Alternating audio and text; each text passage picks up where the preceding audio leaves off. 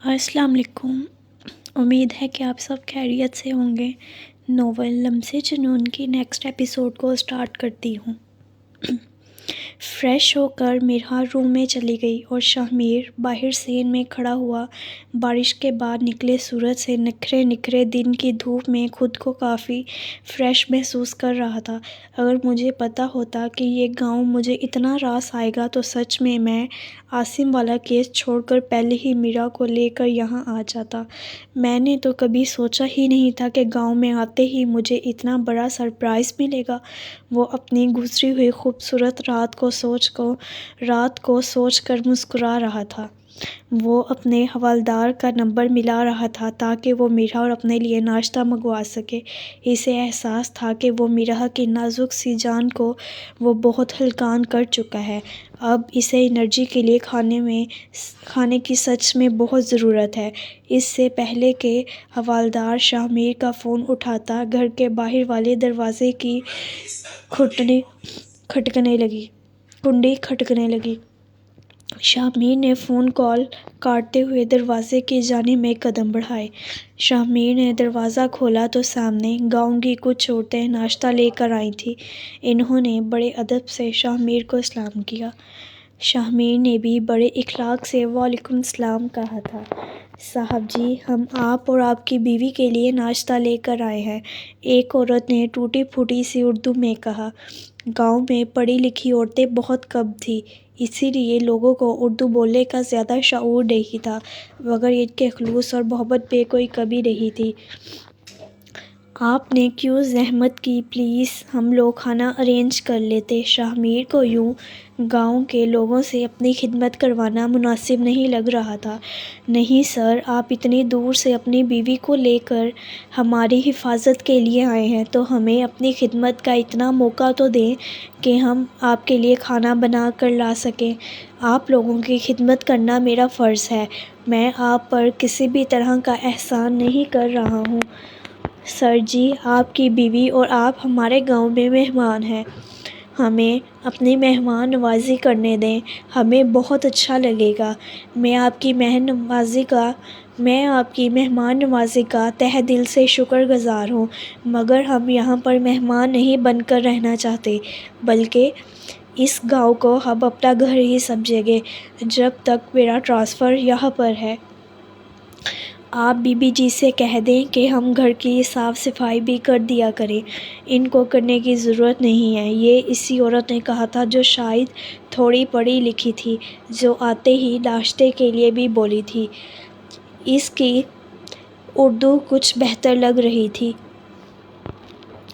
ठीक है जी, जब आप इंसिस्ट कर रहे हैं तो लाइन आज दे दीजिए नाश्ता, और बहुत बहुत शुक्रिया आप सब लोगों की मोहब्बत का, मगर प्लीज़ आप लोग ये तकल्लुफ़ रोज़ मत किया करना। मैं इंशाअल्लाह घर में ही खाने का पूरा इंतज़ाम कर दूँगा, मेरी वाइफ़ खुद बना लिया करेगी।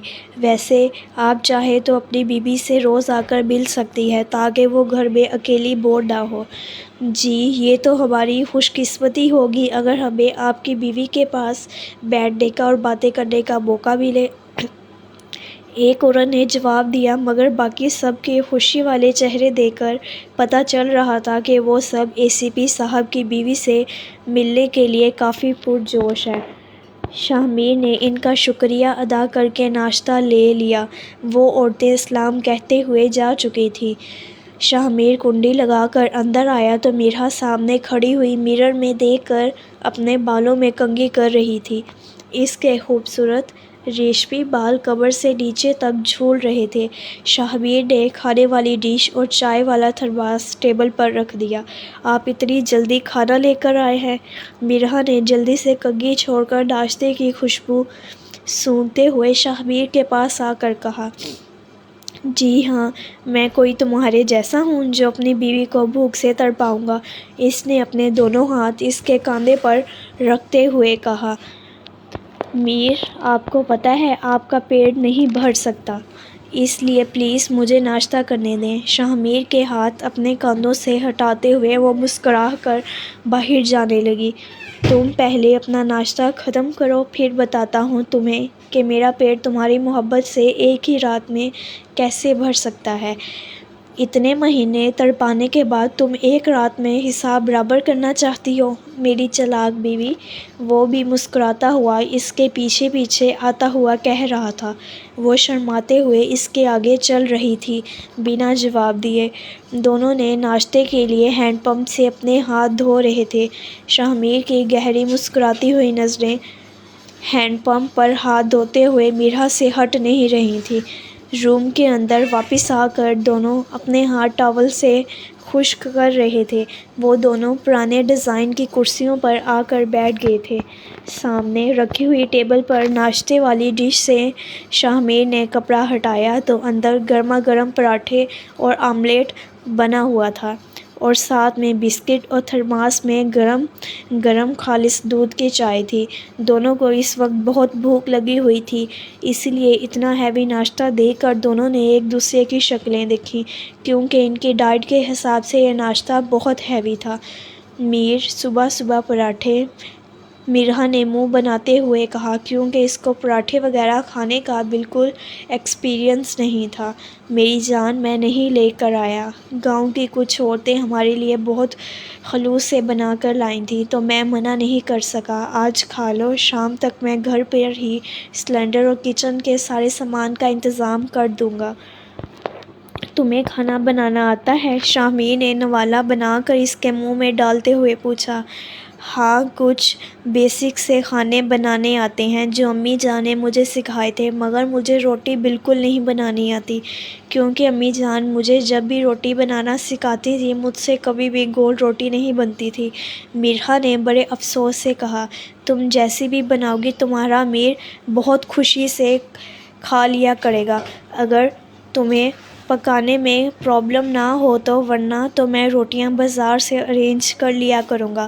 اگر تم ایزی ہو کر کھانا بنا سکتی ہو تو ٹھیک ہے، نہیں تو تھوڑی بہت کوکنگ تو مجھے بھی آتی ہے، سالن میں بنا لیا کروں گا اور روٹیاں ہم بازار سے لے لیں گے۔ شاہمیر نے کسی بھی طرح کا میرا پر دباؤ نہیں ڈالا تھا۔ نہیں میر، میں اتنی بھی پوہر نہیں ہوں، مجھے امی جان نے بیسک کھانے بنانے سکھائے ہیں، اور باقی کے میں یوٹیوب سے دیکھ کر سیکھ لوں گی۔ میں آپ کے لیے کھانا بنانا ضرور سیکھوں گی، اور مجھے بہت خوشی ہوگی اگر میں آپ کے لیے کھانا اپنے ہاتھوں سے بناؤں گی۔ بس کبھی کھانا صحیح نہیں بنے تو آپ مجھے ڈانٹیے گا مت۔ وہ شاہمیر کے ہاتھ سے نوالے کھاتے ہوئے ہنستے ہوئے بولی، ہو ہی نہیں سکتا کہ میں تمہیں کھانے کے لیے ڈانٹوں۔ تم جیسا بھی کھانا بناؤ گی میرے لیے وہ ورلڈ کا سب سے بیسٹ کھانا ہوگا، اسی لیے تم بے فکر ہو کر روز روٹیاں سالن جلا کر پکانا، میں کھا لیا کروں گا۔ شاہمیر ہلکا سا قہقہ لگا کر ہنستے ہوئے بولا، جی نہیں، میں اچھا کھانا بنانے کی پوری کوشش کروں گی، آپ میرا مذاق مت اڑائیں۔ دونوں ہنستے ہوئے باتیں کرتے کرتے ناشتہ کر رہے تھے۔ چاچی جان، میرب ناشتے کے لیے ٹیبل پر کیوں نہیں آئی ہے؟ آج اس کا میاں گھر نہیں آئے تو کیا وہ بھی ناشتہ کرنے کے لیے روم سے نہیں نکلے گی؟ مہک اپنی چاچی جان سے کہہ رہی ہوتی ہے، رومان شاہ کی ماما سے۔ مہک کو صبح اٹھ کر یہ پتہ چلا تھا کہ رومان شاہ 2-3 دن کے لیے ترکی گیا ہے۔ سب لوگ بیٹھے ہیں، آرام سے ناشتہ کر رہے تھے، مگر وہ جیلس بلی میرب کو ڈھونڈ رہی تھی، کیونکہ رومان شاہ کے ہوتے ہوئے تو وہ میرب سے بات تک نہیں کر سکتی تھی۔ اسے تنگ کرنے کا تو سوال ہی پیدا نہیں ہوتا۔ رومان شاہ کے غیر موجودگی میں اسے ایک زبردست موقع ملا تھا جو وہ ضائع نہیں کرنا چاہتی تھی۔ اسے میرب کو ٹارچر کر کے اپنے جلتے ہوئے دل کو سکون پہنچانا تھا۔ مہک بیٹا، تم میرب کی فکر نہ کرو، وہ روم میں رہے یا روم کے باہر، یہ اس کا اپنا گھر ہے، آپ کو پریشان ہونے کی ضرورت نہیں۔ میرب کی ساس نے بڑے اچھے الفاظوں میں مہک کو میرب سے دور رہنے اور اس کی زندگی میں مداخلت کرنے سے منع کیا۔ چاچی جان، آپ مجھے غلط سمجھ رہی ہیں، میں تو صرف اس کی فکر کر رہی تھی کیونکہ رومان گھر پہ نہیں ہے تو کہیں وہ بور نہ ہو جائے۔ میں نے سوچا کہ چلو میں اس کو کمپنی دینے کے لیے کچھ دیر اس کے پاس بیٹھ جاتی ہوں۔ زہر سے بھری ہوئی مہک نے میٹھے لہجے سے کہا، نہیں بیٹا، وہ بالکل بور نہیں ہوگی۔ کیونکہ رومان اسے بور ہونے ہی نہیں دے گا۔ جیسے ہی وہ ایئرپورٹ پر لینڈ کرے گا تو وہ میرب کو فون کر لے گا، اور جب تک وہ وہاں پر رہے گا وہ مسلسل میرب کو اپنی کمپنی وقتاً وقتاً دیتا رہے گا۔ ویسے بھی میرب کو اس وقت آرام کی ضرورت ہے، تو رومان نے خود ہی سے کہا ہے کہ وہ روم میں آرام کرے۔ رومانشا نے رات کو اپنی ماں کو بھی یہ تاکید کر دی تھی